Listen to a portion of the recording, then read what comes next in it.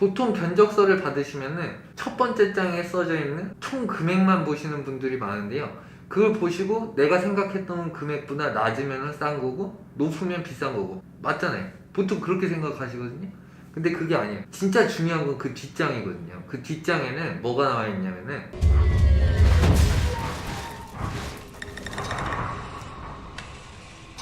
안녕하세요. 인테리어 읽어주는 남자 공사장입니다. 오늘은 인테리어 견적서를 받고 이게 나한테 합당한 금액인지 내가 눈탱이를 맞은 게 아닌지 이러면서 밤잠 설치시는 분들을 위해 이 영상을 준비했습니다.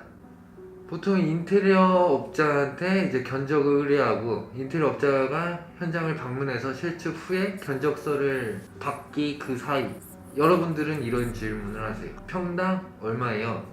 그거는 굉장히 잘못된 질문입니다. 인테리어 공사는 크게 두 가지로 나눠집니다. 기초공사, 디자인공사 이렇게 두 가지로 나눠지는데 그 두 가지 차이점은 뭐냐면은 기초공사가 먼저 들어가요. 만약에 이제 바닥에 타일이라든지 에폭시라든지 그렇게 디자인이 들어가기 위해서 타일을 바르게 되면은 타일이 잘 붙을 수 있는 바닥을 만들어 놔야 되잖아요. 하지만 눈에는 보이지 않는 공사, 그걸 기초공사라고 하고 그 다음에 그 기초공사가 끝났으면 그 위에다가 진짜로 디자인을 입히는 작업, 그거를 디자인공사라고 합니다. 그런데 이거를 평당 공사로 물어볼 수가 없는 이유가 뭐냐면 예를 들어서 이제 바닥에 이제 수도공사가 들어가게 되면은 주방, 홀 여기는 디자인도 다르고 기초공사도 달라요. 주방 같은 경우에는 밑에 파이프를 묻는 작업이라든지 상하수도 공사가 들어가게 될 건데 홀은 그런 작업이 생략이 되잖아요. 그런데 평당 얼마? 평당 얼마는 이거는 딱 세부 견적, 정확한 견적이 아니에요. 인테리어 업자는 상한가로 부를 수밖에 없어요. 왜냐면 하한가로 얘기를 해갖고 그 금액으로 공사가 들어가게 되면은 마이너스가 나는 상황이 생겨요. 그래서 일단 많이 부르고 깎아서 들어가는 업자들이 많은 편입니다. 그럼 지금부터 인테리어 업자한테 눈탱이 당하지 않는 방법을 알아보도록 하겠습니다. 첫 번째, 총 예산을 정확히 세우셔야 됩니다. 내가 가용할 수 있는 총 예산이 있을 거 아니에요. 이제 뭐 매장을 내는데 뭐 돈을 하염없이 쓸 수 있는 것도 아니고 돈이 많으시고 뭐 부자라면 상관이 없는데 이제 그게 아니라면은 보통 내가 인테리어에다가 요 정도 금액을 쓸 것이다 라고 보통 이렇게 금액을 정해 놓으세요. 그러면은 그거를 업자한테 정확히 전달을 해 주시는 게 좋아요.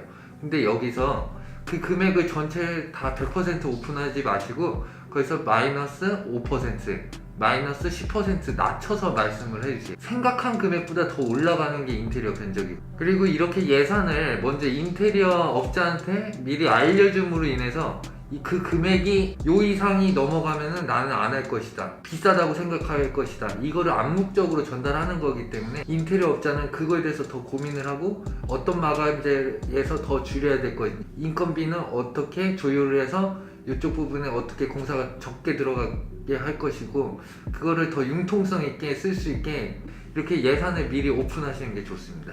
두 번째, 나의 인테리어 스타일을 정확히 전달하셔야 됩니다.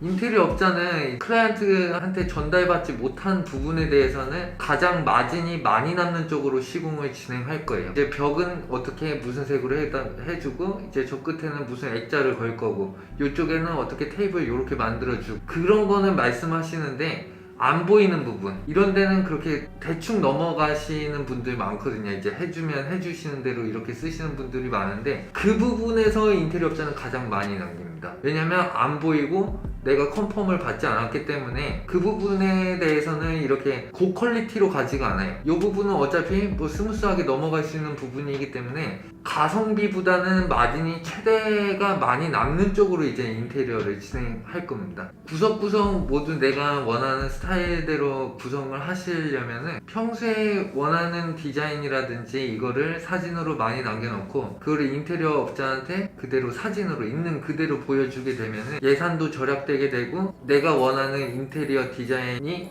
나올 수 있게 그렇게 시공될 수 있게 많은 도움이 됩니다. 세 번째, 세부 항목을 꼼꼼히 검토하셔야 됩니다.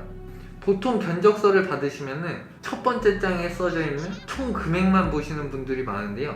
그걸 보시고 내가 생각했던 금액보다 낮으면 싼 거고 높으면 비싼 거고 맞잖아요. 보통 그렇게 생각하시거든요.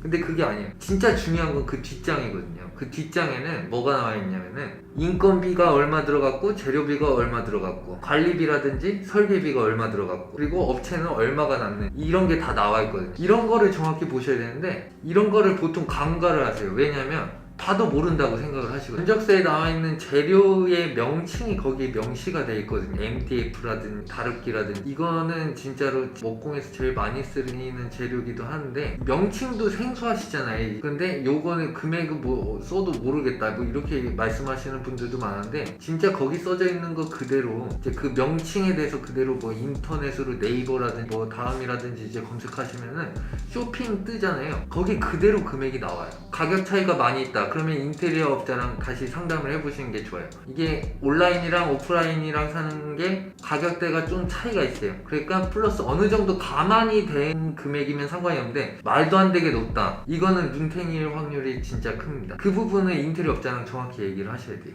견적을 받았을 때 이렇게 세부 품목이 없고 그냥 총 견적만 나와 있는 거, 뭐 아무것도 안 써져 있고 총 견적 얼마다 이렇게 써져 있는 거는 그건 눈탱이에요. 인테리어 견적을 구성하는 데 들어가는 내용은 인건비, 재료비, 설계 관리비, 영업이익, 그리고 인부 식대, 유류비 이런 게 있는데 가장 중요한 거는 인건비예요. 이 현장에서 일하는 사람들의 인력수 곱하기 일당인데 이게 정확히 맞는지를 확인해 보셔야 돼요. 견적서에는 오늘 4명이 공사하기로 돼 있는데 막상 현장에 가보니까 2명이 공사를 하고 있어요. 견적에 4명분의 인건비가 들어가는데 현장에는 2명이 일을 하고 있어요. 그러면은 2명분이 더 과도하게 견적서에 첨부가 된 거예요. 그러면은 그 돈은 어디 가요? 돌려줄 것 같아요? 그거는 굉장히 착한 생각이에요. 그거는 인테리어 업자 주머니로 들어가는 거예요. 그렇기 때문에 인건비에 대해서 이제 잠깐이라도 좋으니까 당일 현장에 가서 꼭 몇 명이 일을 하고 있는지 항상 체크를 해 놓으셔야 이제 마지막에 이제 견적을 정리를 할 때 눈탱이를 안 맞을 수가 있어요. 공사가 들어가면 그 며칠 가는 거 안 힘들잖아요. 하루에 한 번이라도 들리셔서 몇 명이 일하고 있는지 안 보시면 이 사람이 말하는 거 믿을 수밖에 없어요. 꼭 가서 몇 명이 일하고 있는지 꼭 체크해 보시는 게 좋습니다. 그리고 영업이익 같은 경우에는 보통 공사 금액에 따라서 달라지지만 개개인마다 생각하는 게 뭐 요 정도면 많이 남는 거다, 이 정도면 적게 남는 거다, 그렇게 생각하시는 게 뭐 다 다르다 보니까 제가 딱 몇 프로를 남겨야 된다 이거를 말씀드리기는 어려운데, 제가 생각하는 지극히 개인적인 주관적인 이유는 총 견적의 한 20%라고 보고 있습니다.